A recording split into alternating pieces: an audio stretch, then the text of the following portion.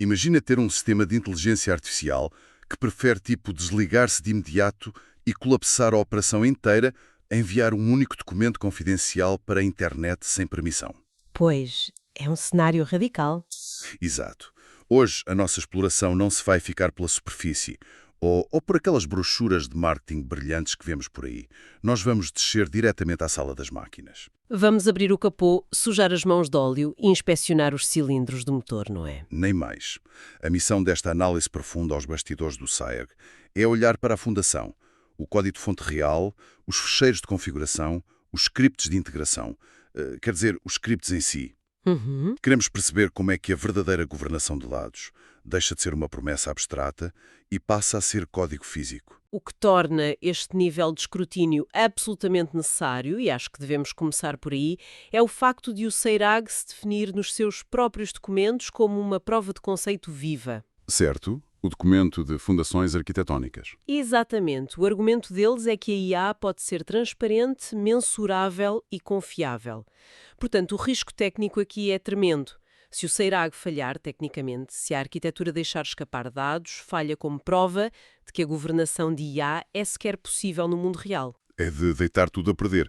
E para quem está a ouvir, seja alguém com um background técnico super profundo ou só com curiosidade sobre segurança de dados, o que vamos dissecar hoje vai mostrar como promessas de privacidade se transformam em linhas de código inquebráveis. É um verdadeiro manual de sobrevivência digital. Ora bem, e depois de abrir o capô, a nossa primeira paragem obrigatória tem de ser o módulo central, o fecheiro alminterface.py, onde a intenção do sistema dita mesmo as regras do jogo.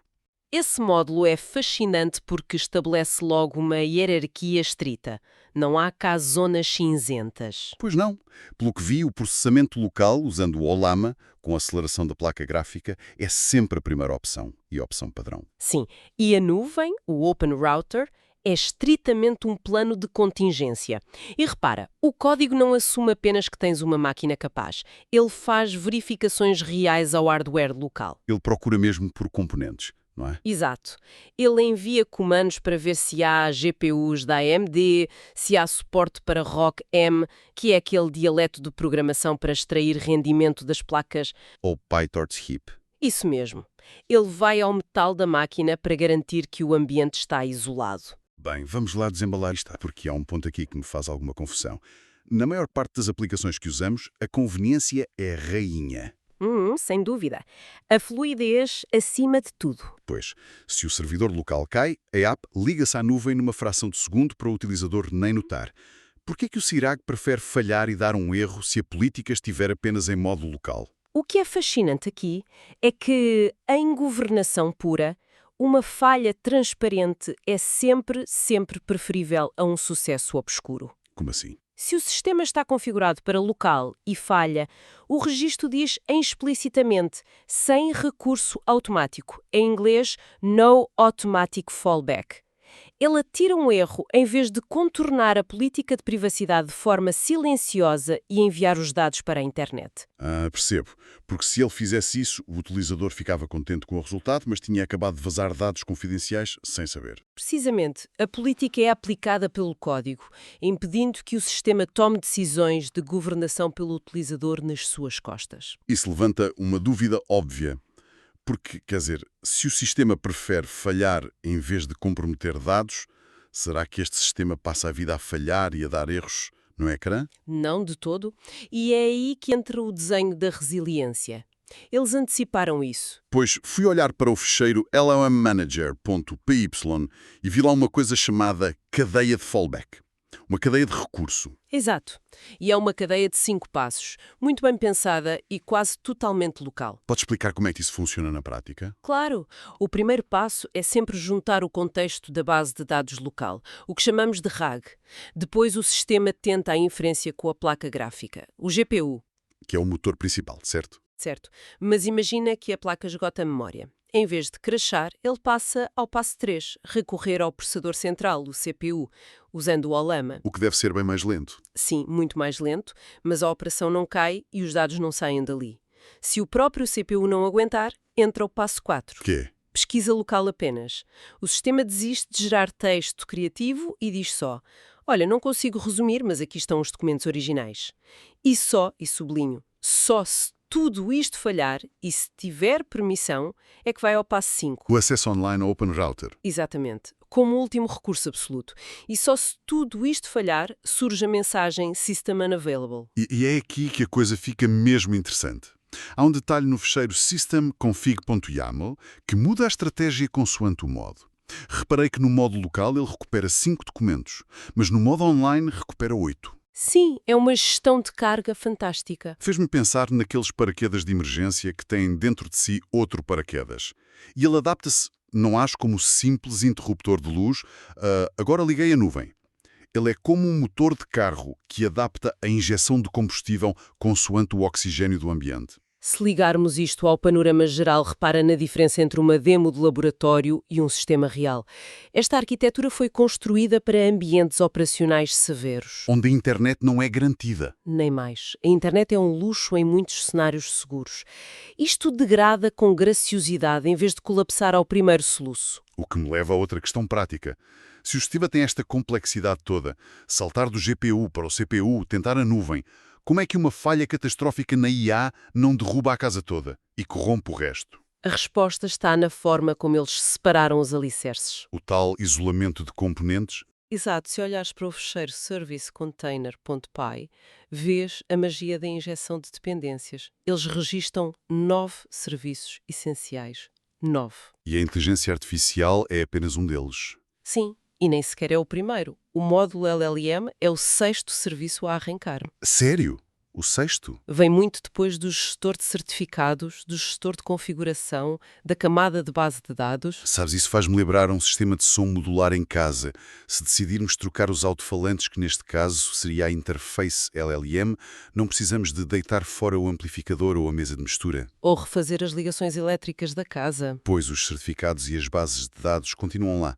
Tudo o resto permanece estável. A IA morre na sua própria caixa. É por design orientado a serviços aplicado à governação. A centralidade do sistema não está na IA em si. É a infraestrutura de suporte que importa, não é?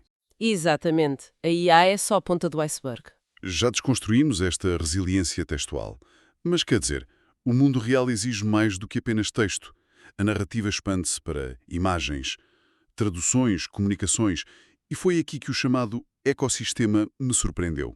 O Ecosystem Dashboard é brutal. Ele reflete as mesmas escolhas de governação que o Core. Eu estive a olhar para o fecheiro ecoenv.sh e vi que eles gerem ativamente as opções usando modelos locais via o Llama Sim, o Llama 3.1 de 8 mil milhões de parâmetros. e a geração de imagem. O imageservice.pi tenta usar o automático 111 localmente antes de olhar para alternativas na nuvem, certo? Sempre. Tenta a geração local, tenta o Olam SVG e só depois é que pondera um Gemini ou um Open Router. Mas a grande provocação que te faço aqui é a seguinte. Muitos de nós fomos levados a crer pela indústria que precisamos de servidores com o tamanho de armazéns para traduzir textos ou gerar imagens de forma decente. Pois a narrativa dos trilhões de parâmetros. Exato. Então, como é que é possível ter um ecossistema inteligente com modelos offline, multilíngue, gerador de imagem, tudo enclausurado em... Quer dizer, eu vi os scripts de instalação.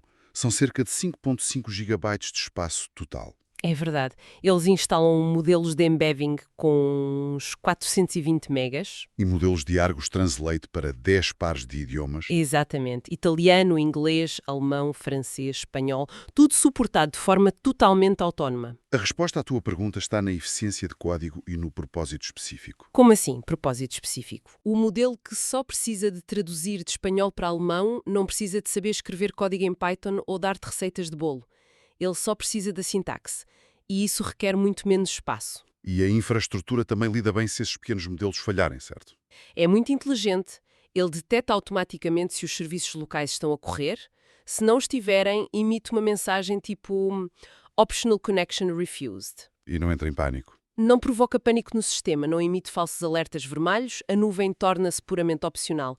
E até nas newsletters, o newsletterintegration.py usa SQLite local e SMTP direto. Eu achei piada a isso. Ele testa as portas de segurança a 465 para SSL e a 587 para Start TLS antes de enviar.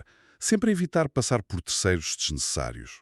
É uma paranoia funcional muito bem implementada. Mas com tantos componentes locais a funcionar de forma independente, tens texto ali, imagens acolá, traduções no outro lado, divididos por vários dashboards. Como é que eles não colidem uns com os outros? Isso seria o caos num sistema mal desenhado. Pois, imagina dois administradores a mexer ao mesmo tempo. Como é que isto não bloqueia? A peça final desse puzzle é o coordenador, o módulo Dashboard Sector Manager.py-de-CM. Ele atua como maestro. Ah, o maestro? Ele define uma tabela na base de dados Postgres como a única fonte de verdade. Os três dashboards, o core, o ecossistema e o web, não falam diretamente uns com os outros. Partilham o estado através dessa tabela. Exatamente. O estado é atualizado no arranque e no encerramento com transações atómicas para garantir que não há conflitos de milissegundos. E se a base de dados falhar? É como o sistema devolve este estado visualmente a quem o opera. Verde para sincronizado, laranja para offline e vermelho para erro, não é? Isso mesmo. Então o que é que isto tudo significa para nós? Porque, quer dizer, não é preciso ser engenheiro de software para apreciar o valor de um sistema que sabe sinalizar visualmente a sua saúde, a sua observabilidade. É a transparência levada ao limite. E os testes de integração provam isso. Eu vi a mensagem final que os scripts geram quando passam. Unified System is Operational. Sistema unificado operacional. É reconfortante. Isto levanta uma questão importante, que é a distinção entre teoria e prática. Fala-se muito de ter modelos agnósticos, de escolher o LLM, Sim, a flexibilidade. mas essa flexibilidade não existe no vácuo no SRAG. Ela vive dentro de uma arquitetura estritamente monitorizada e testada para estar em uníssono constante. É o bolo que importa, não apenas a cereja. O que nos traz ao fecho desta nossa exploração de hoje.